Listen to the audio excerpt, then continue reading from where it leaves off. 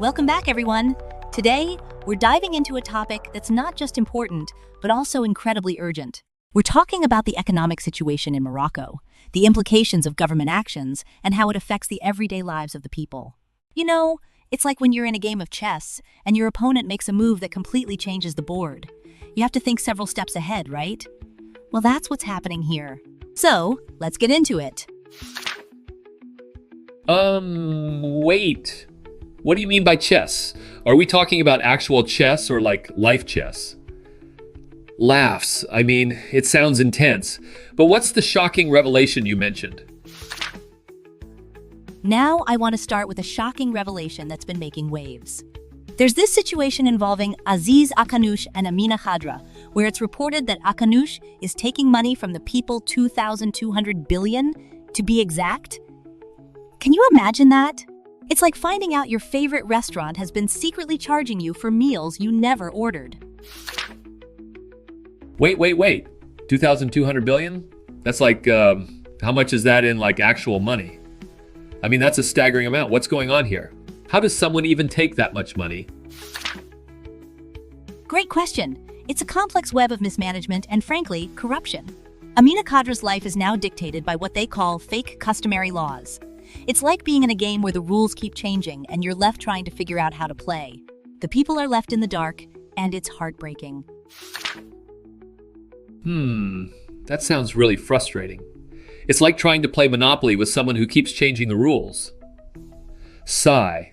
So, what's the deal with this fine? How does it affect the average Moroccan? You see, we have income because we pay taxes, right? But when you have a situation where a British international company is fined $11 million, and that's just the tip of the iceberg, it raises serious questions. It's like when you lend a friend money, and they promise to pay you back, but then they just disappear. Oh man, that's so relatable.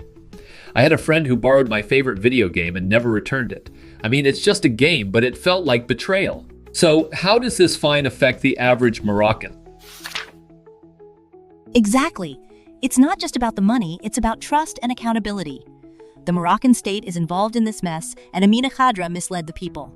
She promised licenses for potash basins in Chemicet, which could have created thousands of jobs. But instead, she handed it over to the phosphate buyer's office, which is essentially her own pocket. Wow. That's like a double whammy. So the people are losing jobs, and then they have to deal with the fallout of these fines? How does that even work? I mean, do they just raise taxes or something? Exactly. That's the concern.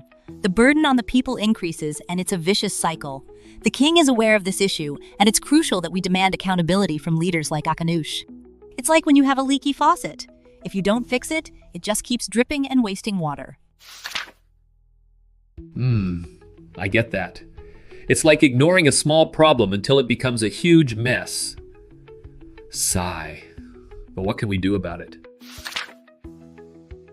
I have conclusive evidence of manipulation and conflict of interest, and it's time for the people to stand together. I'm an honest citizen and a royalist, and I've dedicated my life to the nation.